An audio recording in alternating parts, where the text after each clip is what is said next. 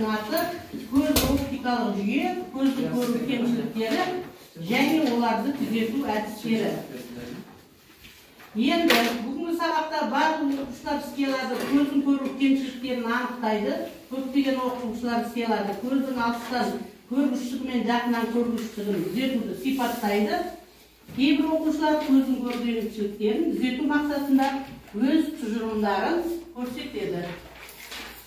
Сабақтың басы, енді бәріміз психологиялық ахуал жасау үшін барлығымыз орнымыздан тұрамыз. Мына бері қарап, тақпақты айтамыз. 1, 2, 3. Көз жарығын алаңқанға санамыз, жүрегіне басып ұстай қаламыз. Ізге әрі нәзік жарық мейірімді, бұл етке сынды деуі жан-жағымыз. Енді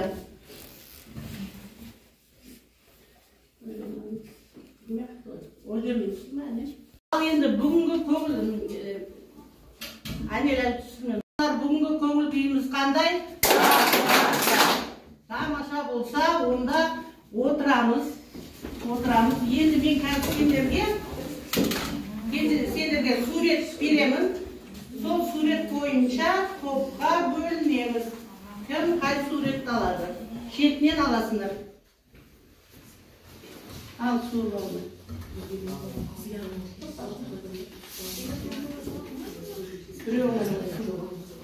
Al енді осы суретті құраймыз, сол сурет бойынша суретті құраймыз, сурет бойынша топқа бөлініп отырамыз. Біреу бересің өтімге. Біреуін ал суретті құраймыз. Сурет кім керек?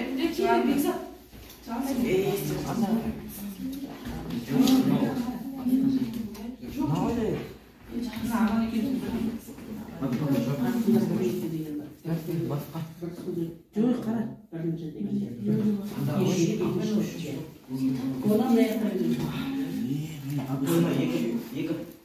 Bunlar бірінші топты, мұнан алған кім?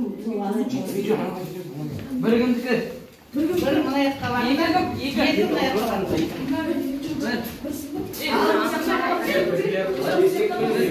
Бол отырады сені.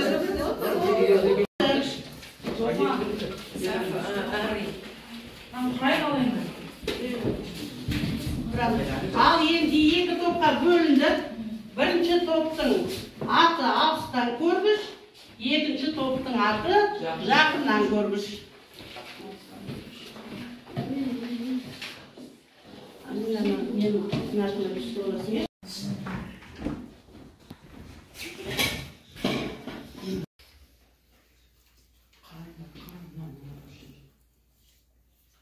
Ал енді балалар, бүгінгі үй жұмысын сұраймыз. Үй жұмысын сұрау үшін сырлы әуен, яғни допты бір-бірімізге лақтыру арқылы үй жұмысын сұраймыз. Яғни допты лақтырасыздар, кімнің қолын музыка тоқтаған кезде, кімнің қолына доп түседі, сол мына жерде кез келген бір сұрақты алып, жауап береді. Түсінікті ме? Ал бастаймыз ойынымызды. Топқа жіберсін. Ал алдында бір-біріне лақтырды.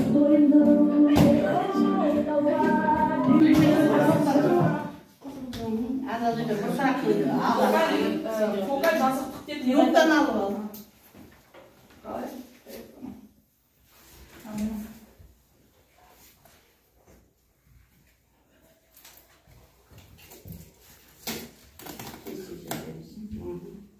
Фокаль жазықтық деп нені айтады? Фокаль жазықтық деп бас фокус арқылы бас оптикалық оське перпендикуляр өтетін жазықтықты айтады. Иә, дұрыс. Ал мына топ екінші. Лақтырамыз допты бір-бірімізге.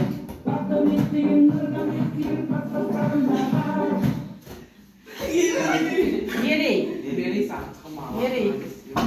Ал тезірек.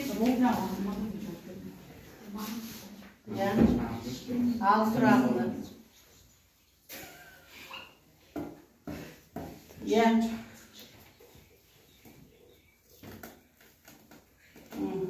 Жұқа линза деп нені айтады дейді. Жұқа линза қалың линзадан Қисықтағы радиосының 2 есе кіші болса, ол жұқа линза деп аталады. Иә, дұрыс отыра ғой. Ал мына топ. Ал мұнара.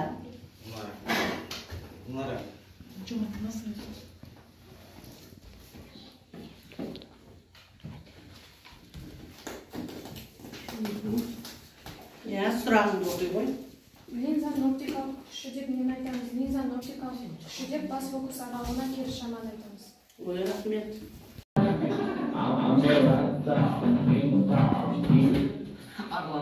Арлан.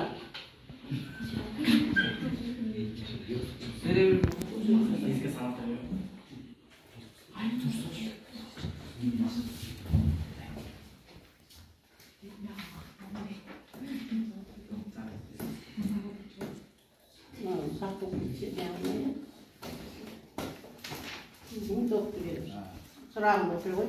Линза дегеніміз не? Линзаның қандай түрлерін білесің? Көптеген оптикалық ақсақтардан линза дегеніміз мөлдір денелерден құралған. Оның 2 түрі бар, жинағыш және шашыратқыш. Жинағыш дегеніміз бір жерге бір сәулеге жинаса, ал шашыратқыш деген оны шашыратып жібереді. Отыра ғой.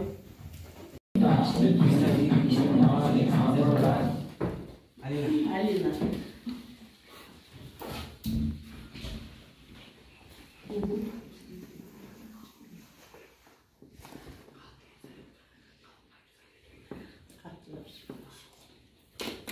Оқи ғой сұрағыңды.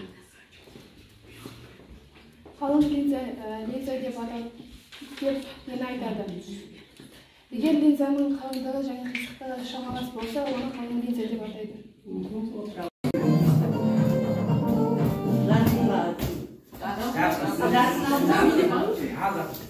Ал жарқын. Жинағыш линзаның фокустары қандай?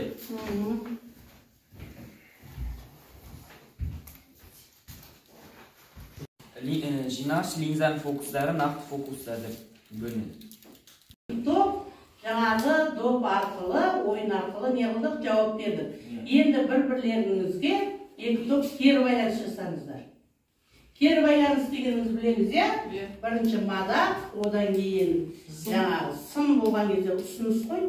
Екінші, үшінші қайтадан мадақ. Жақыннан көргіш тобына рахмет айтамыз. Сабаққа жақсы дайындалған, бірақ әлде қосымша мәліметтерді тауып дайындалған жөн. Рахмет. Ал сіздер не айтасыздар? Жақыннан көргіш. Кім айтады, Арлан? Алыстан көргіш тобына айтарым, сіздер жақсы дайындалдыңыздар. Осы сабақта алыстан көргіштен Бейзат кішкене сынға алдым, Бейзатты.